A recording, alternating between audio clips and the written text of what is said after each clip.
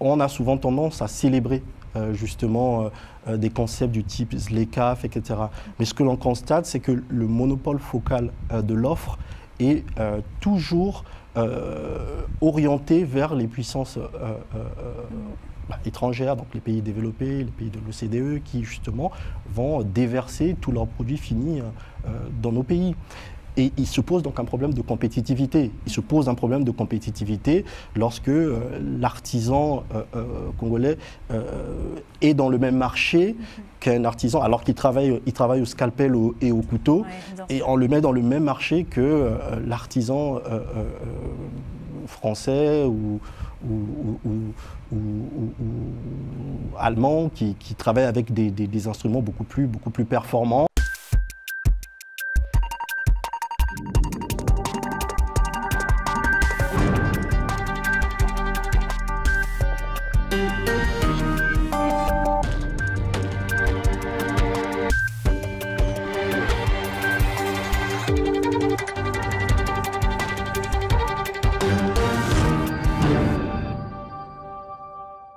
Bonsoir à tous et bienvenue dans l'entretien du jour. Ce soir, nous plongeons au cœur d'une problématique économique qui touche directement l'Afrique centrale, le piège du Dutch Disease, indirectement appelé le syndrome hollandais. Et pour en parler ce soir, nous accueillons Jacob Bonguissa. Bonsoir. Bonsoir. Alors vous êtes l'auteur de l'essai Bassin du Congo, le piège Dutch Disease, à retrouver donc aux éditions Percé. Pourquoi avoir choisi de publier ce livre, sachant que ce phénomène est quand même connu des spécialistes, mais pour les téléspectateurs qui nous regardent, pouvez-vous justement nous montrer cette problématique-là ? Alors, je vous remercie pour votre invitation. D'abord, peut-être commencer par rappeler justement le potentiel du bassin du Congo, avec vrai. Justement les ressources tangibles que nous avons, donc les eaux, les forêts. Le bassin du Congo, c'est plus de 10 000 espèces de plantes tropicales, plus de 400 espèces de mammifères et plus de 1000 espèces d'oiseaux. En plus, donc, justement, bien entendu, des tourbières qui absorbent des quantités considérables de carbone. Alors ensuite, sur le Dutch Disease proprement dit, c'est justement le cœur de cet ouvrage, c'est de rappeler à quel point finalement, de notre point de vue, bien entendu, il y a finalement ces effets de prédation, ces effets de rente qui pourraient, me semble-t-il, caractériser justement me semble-t-il, la gouvernance des ressources qui seront issues justement de ce service écosystémique, ce coût de la régulation justement du service écosystémique que le bassin du Congo justement pourrait, donc les pays membres du bassin du Congo pourraient justement entraîner. Ouais. Mais pourquoi justement c'est le bassin du Congo en particulier qui serait plus vulnérable de ce piège au contrario d'autres régions d'Afrique centrale ou bien même mondiale, on peut l'élargir. Pourquoi ce serait vraiment là le bassin du Congo ? Alors tout simplement parce qu'il y a un passé, il y a un existant, il y a un passif. Alors ce qui caractérise justement, pour ne parler que de la République du Congo, pour commencer par la République du Congo, ce qui caractérise justement nos pays, eh bien, c'est des questions de fragilité de gouvernance. La République du Congo, c'est quoi? Ces 60 dernières années, on a vu justement un pays qui s'est considérablement enrichi.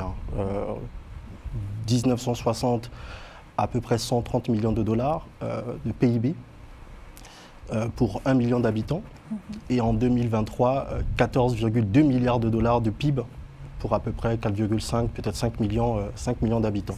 Donc un pays qui constate, et dont on peut constater effectivement qu'il y a une embellie financière et donc un enrichissement considérable, mais dans le même temps, des populations qui s'appauvrissent. Quand on regarde justement les indices de développement humain, on est 153e sur 191 pays. Et donc ce sont ces paradoxes que nous relevons.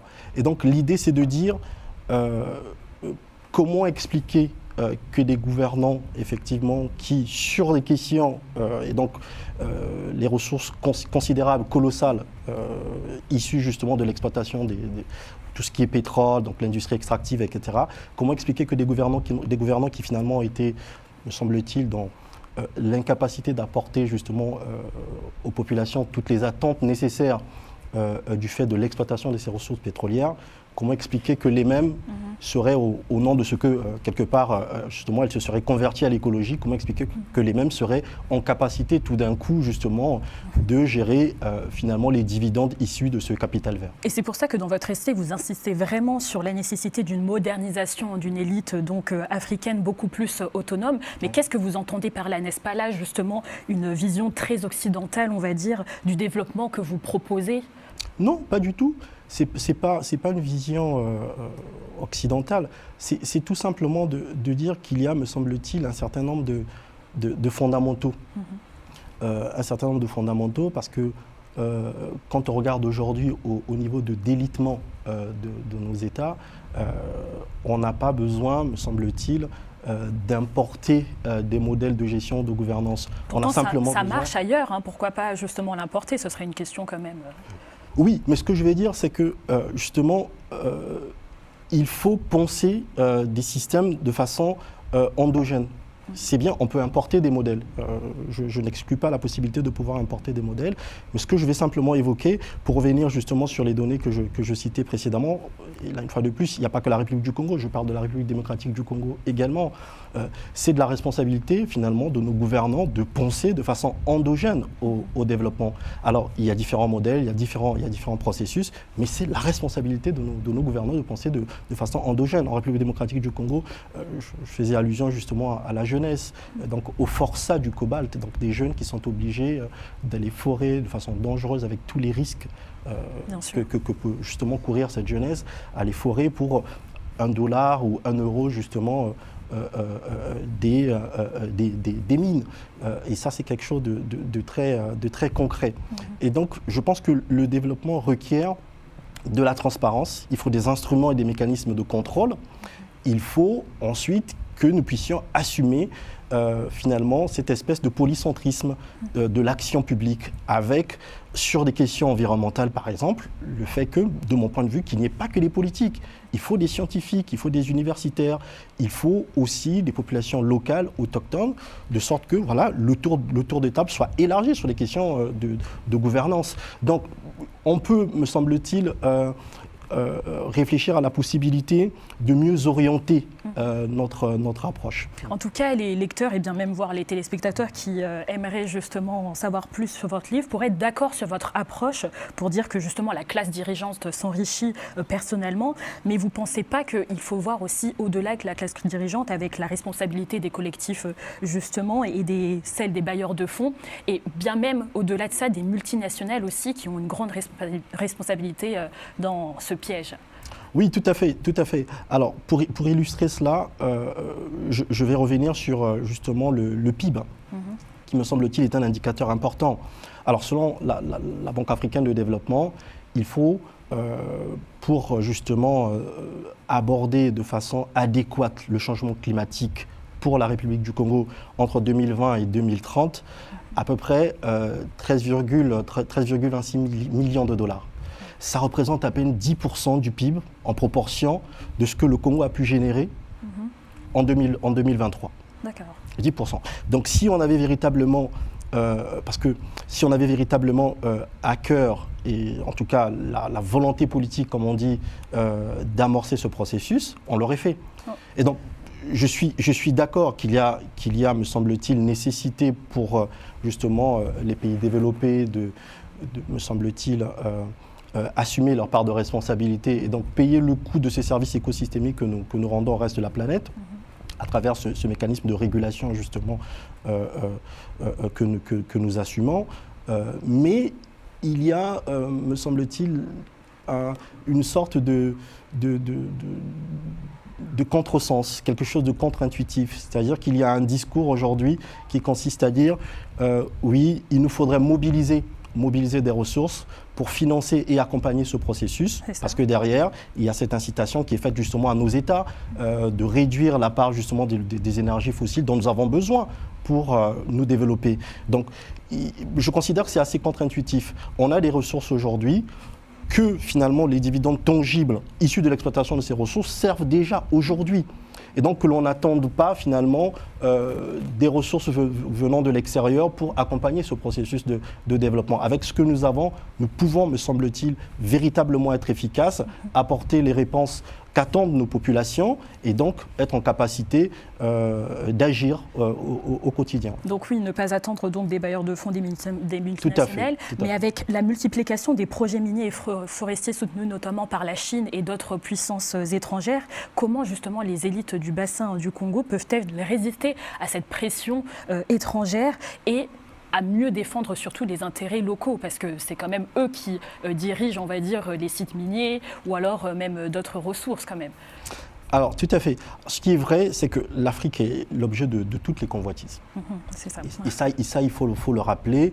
Mais en même temps, c'est un moment qui est assez intéressant de mon point de vue, parce que ça nous offre la possibilité aujourd'hui de rebattre l'ensemble des cartes et de retrouver une marge de manœuvre. Et donc c'est ce pouvoir de négociation qui nous permettrait, me semble-t-il, d'être plus proactif et plus dur dans la négociation. Dans cette négociation, on en est où? Est-ce qu'on arrive à être dur, justement? Alors ça va dépendre. Ce que je constate aujourd'hui, c'est qu'on n'y est pas encore. On n'y est pas encore. Nous sommes encore dans des systèmes qui, me semble-t-il, sont ceux d'une économie d'empire. Nous importons encore justement nos matières premières, nous ne les transformons pas assez. L'objectif, ce serait peut-être de commencer par les transformer sur place. Et pour faire un parallèle rapidement, si vous le permettez, avec justement ce qui caractérise aussi quelque part nos dirigeants, ce ne serait pas quelque part les dénigrer que de le rappeler, mais on a souvent tendance à célébrer justement des concepts du type ZLECAf, etc. Mais ce que l'on constate, c'est que le monopole focal de l'offre est toujours orienté vers les puissances étrangères, donc les pays développés, les pays de l'OCDE, qui justement vont déverser tous leurs produits finis dans nos pays. Et il se pose donc un problème de compétitivité. Il se pose un problème de compétitivité lorsque l'artisan congolais est dans le même marché qu'un artisan, alors qu'il travaille au scalpel et au couteau, et on le met dans le même marché que l'artisan français ou allemand qui travaille avec des instruments beaucoup plus performants. Et donc il se pose un problème de compétitivité. L'artisan congolais est appelé à disparaître dans ces conditions. Alors que le PIB contribue à hauteur de 20% quand même de notre richesse. Donc il faut véritablement que nous soyons dans cette capacité d'être beaucoup plus habiles dans la négociation, penser à nos populations, penser véritablement à la nécessité pour nous d'être beaucoup plus durs dans la négociation, et du reste, tous les autres pays le font. Je ne vois pas pour quelle raison on ne le ferait pas. Et vous pensez que la diaspora a un rôle à y jouer, ou bien même est-ce qu'elle est susceptible d'être beaucoup plus intéressée par cette problématique? Qu'est-ce que vous en pensez? Que peut faire aussi la diaspora dans ces enjeux-là? La diaspora, elle est disparate, donc je ne parlerai peut-être pas au nom de toute la diaspora. Mais est-ce qu'elle peut avoir un impact aussi? Elle peut avoir un impact. Il y a déjà le fait de commencer par jouer son rôle pleinement, d'exercer ce que d'aucuns appellent le contrôle citoyen de l'action publique. Donc il nous faut des instruments et des mécanismes de contrôle à tous les niveaux. Au niveau médiatique. Aujourd'hui, on a ce foisonnement de possibilités que nous offrent justement Internet et les réseaux sociaux. Et après, il y a bien sûr les relais en termes de colloques, en termes d'espace, de plateformes d'échange, parce qu'une fois de plus, il ne faudrait pas laisser aux politiques et aux politiques seuls de parler de ces questions. Il faudrait ouvrir le débat. Il y a eu récemment encore, justement, à Nice, le sommet justement le sommet international sur la haute mer, donc le BBNJ. Il faudrait qu'en Afrique, on s'approprie ces questions et que nous soyons en capacité, nous aussi, derrière, justement, de mobiliser justement, et élargir le tour de table, qu'il n'y ait pas les politiques que les politiques ne soient pas les seuls finalement sur cette question, qu'il y ait des chercheurs, qu'il y ait des scientifiques. C'est d'abord de toute façon des questions qui sont des questions éminemment scientifiques, ce ne sont pas que des questions politiques. On arrive à la fin de l'émission. Face à la montée des tensions électorales et répression des voix dissidentes, notamment beaucoup plus en République du Congo, étant donné que le bassin du Congo, on le connaît, le poumon de l'Afrique, Denis Sassou Nguesso a fait de ce mandat-là vraiment une voix écologiste. Mais comment espérez-vous une meilleure gouvernance dans ces sujets-là à l'avenir, à l'approche justement des élections présidentielles? Alors déjà, s'agissant justement de ce rendez-vous électoral, ce qu'il faudrait rappeler, c'est que l'élection présidentielle est un rendez-vous de bilan pour le régime sortant, pour le pouvoir sortant. Donc ils vont devoir défendre et assumer un bilan. Et ensuite, il appartiendra aux électeurs et donc aux Congolais d'apprécier et de juger finalement ce bilan. Ensuite, qu'est-ce qu'il faudrait faire à l'aune de cette élection?